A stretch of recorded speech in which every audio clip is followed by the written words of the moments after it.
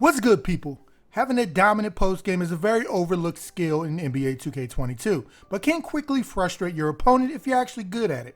So if you're new to NBA 2K22, want a refresher, or learn how to punish your opponent down low when the matchups call for it, this video is for you, as I'll be going over how to get the best shots possible in the post and the best moves to use in NBA 2K22 on current and next-gen consoles. So alright, let's get it! Before we start, the biggest tip I can give you, in which everything falls apart if you don't have it, is having patience under the hoop. If you got a free lane or you seem open, your opponent realizes that too, and it's now time to foul, or jump I should say. So they're either going to contest heavily or flat out try and block your shot. So sometimes all it takes is waiting that extra second. Don't worry, you got 3 seconds to chill under the hoop. But all it takes is that extra second to get your opponent to potentially jump, expecting you to go right up with it, to open up a wide open shot for yourself.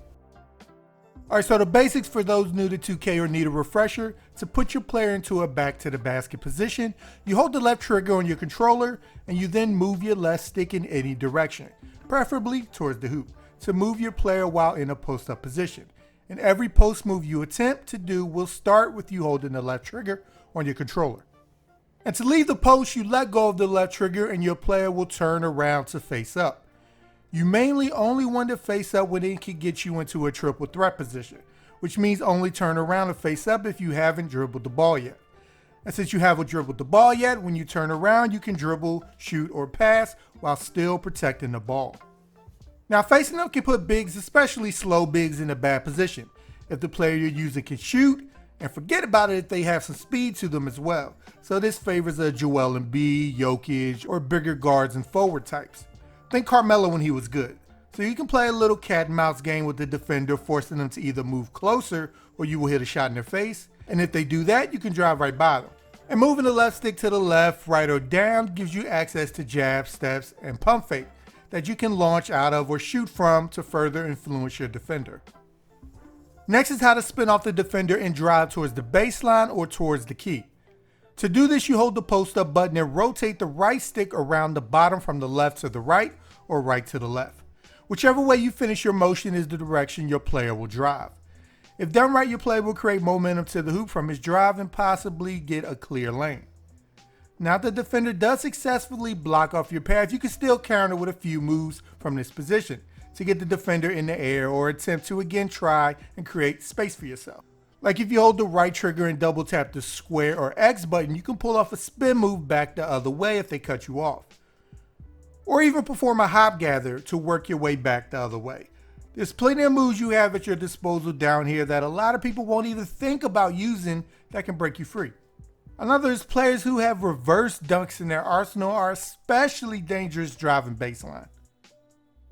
Now we got the drop step, and its purpose is to box out the defender near the rim as you spin around them. And to perform it, you hold the left trigger, you hold the left stick up and to the left or up and to the right at the hoop, depending on the side of the court you're on, and then tap square or X for Xbox users on your controller. There isn't a set time when you want to perform the drop step, but you can look to do it right after backing down the defender into the paint, and hit the square or X button while you're in the middle of drop stepping to take the ball straight up. If you don't hit the button again before you finish the animation, it will cause your player to pump fake it and possibly get the defender in the air. Next is a basic counter to the spin move and a nice move on its own, and it's the spin or drive step back. This is the next step after spinning off the defender all game, and you hit them with the step back to hopefully get them to freeze long enough to create space for an open shot. Or if they play it aggressively, an easier drive to the hoop. So knowing if your opponent is user defending the post and knowing a wide open layup or dunk is a possibility can help you not instantly shoot unless you're wide open once you bust this move out. And to perform it, you hold both the left and right triggers and flick the right stick to the left or right. And whichever side you pick is the direction he will fake his drive towards before stepping back. Again, now when you use this and the other 2 step back moves I'll be going over, the user defender's chances of jumping are higher than usual, so don't think you have to shoot it 100% of the time. Now we got the jab step back, and you do this by holding both the left and right triggers on your controller and flicking the right stick up. It's a nice pairing to something like the aggressive back down to free yourself up for a shot, or similar to the spin drive step back, a layup or dunk opportunity if the defender is too aggressive. And the last type of step back, which is my favorite, is the straight step back. And to do this, you hold both triggers and flick the right stick down. Like the other two, this opens you up to either taking a wide open jumper if they don't react in time, or it gives you an easier driving opportunity if they're too aggressive. I like using this as soon as I pass the ball down to the big to catch the defender off guard and cause them to be more undisciplined in what they do next. Next, let's go over the aggressive back down. Now, if you have a super strong post player or a real life player like Joel Embiid or even a bum like Harold, he has a super high strength rating. You need to heavily utilize the aggressive back down early and often, especially if you're facing a weaker defender, as this puts that extra oomph into your post up to quickly get you under the hoop. And to perform this, you hold both the left and right triggers and aim the left stick towards the defender guarding you to attempt to push him under the hoop as quickly as possible. Next, we got the post fade, and you activate it by holding the left trigger and holding the right stick left or right directly away from the basket. So if you're on the right, if you aim your right stick to the right, he will fade over his left shoulder. And if you're on the left, he will fade over his right shoulder if you aim it to the left. And your player will fade the other way if you aim the right stick in the other direction.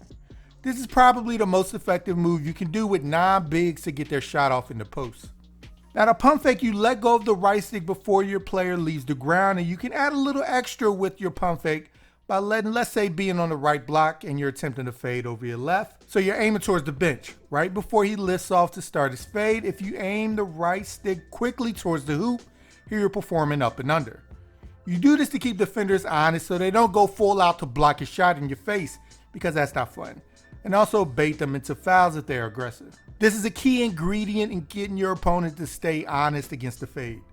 You can also, if you haven't dribbled the ball before you attempted the fade, you can drive out of it to get the defender if they go all out to block your shot, or in general, move closer to you to defend it. Next, let's go over the post hook.